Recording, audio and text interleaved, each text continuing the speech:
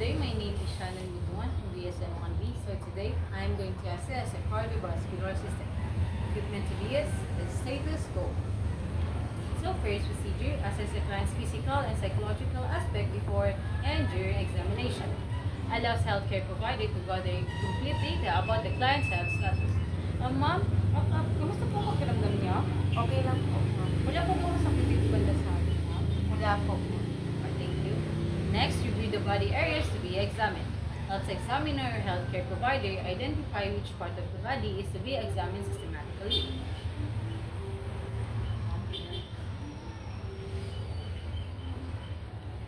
Next, make a physical environmental preparation before examination. Proper preparation of the environment, client, and equipment ensures smooth physical examination with few interruptions.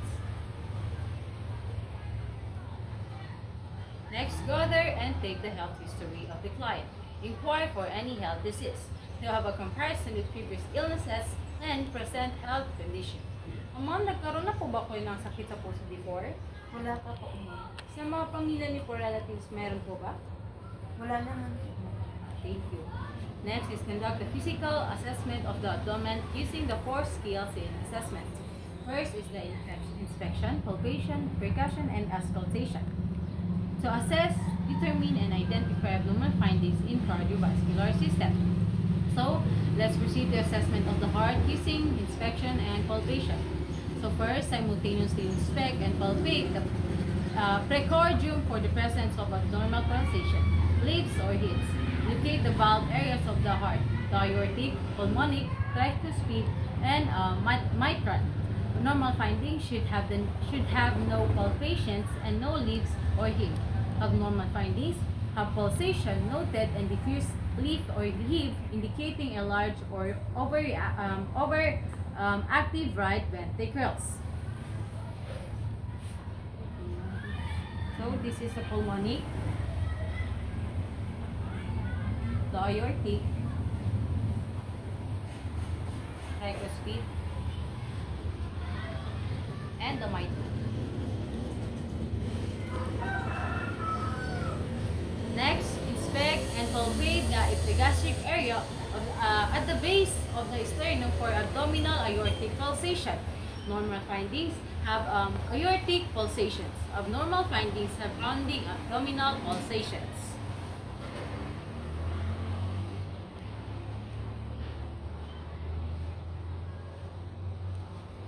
So let's proceed to assessment of heart using auscultation.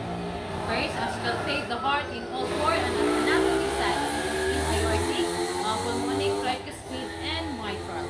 In every area of auscultation, distinguish both S1 and S2 sounds. Normal findings is that sound 1 is usually heard at all sites, usually louder at apical area. Sound 2 is usually heard at all sites, usually louder at the base of the heart. Systole is silent interval, slightly shorter duration, that distole at normal heart rate of 60 to 90 beats per minute. Diastole is silent interval, slightly longer duration than systole at normal heart rates. Abnormal findings are increase or decrease in intensity. Varying intensity with the different beats, increased intensity at aortic area, increased intensity at pulmonic area, and short sounding ejections, clicks.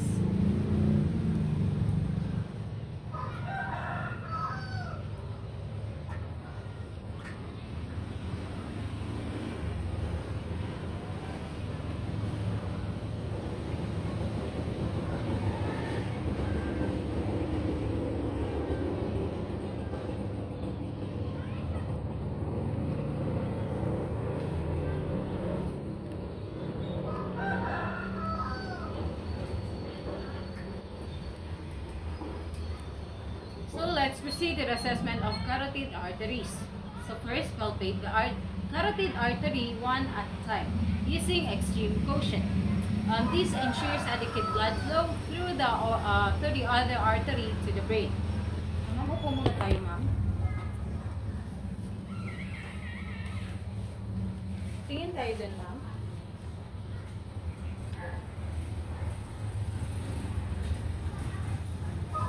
Dito naman tayo, ma'am.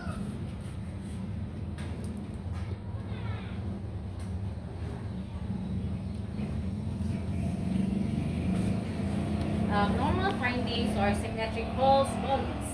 Full pulsations, crossing quality. Quality remains same when client breathes.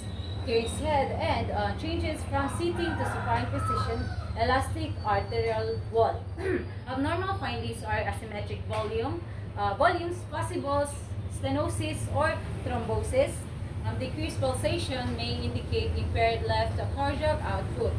Increased pulsation, thickening, hard, rigid, heated, inelastic walls indicate arteriosclerosis.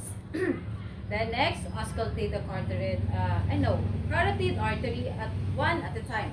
Normal findings has no sound heard on auscultation. Abnormal findings has the presence of bruit in one or both arteries, suggests occlusive arterial disease.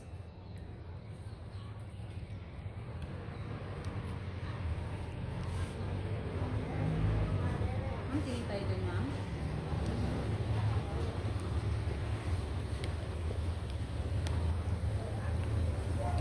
Dito naman tayo, ma'am.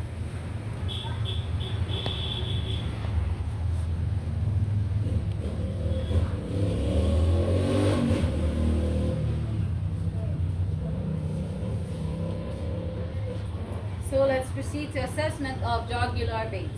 First, inspect the jugular veins one at a time for distension. Normal findings is that veins are not visible, indicating right side of the heart is functioning normally. Abnormal findings shows veins visible is distended, indicating advanced cardiopulmonary disease. Tingin tayo dun, ma'am.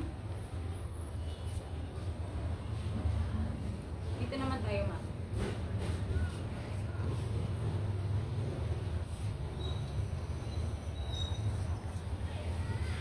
If the jugular distension is present, assess the jugular venous pressure or JV. The external jugular vein is more easily affected by obstruction or kinking at the base of the neck, just like what I did before. So let's go to evaluation. Make findings of health assessment and physical examination done on that client. These are important data to convey to the physician to aid in diagnostic of the patients. So let's document, record and document and report report any pertinent findings found during assessment to appropriate personnel. Provide accurate data in the care of the client.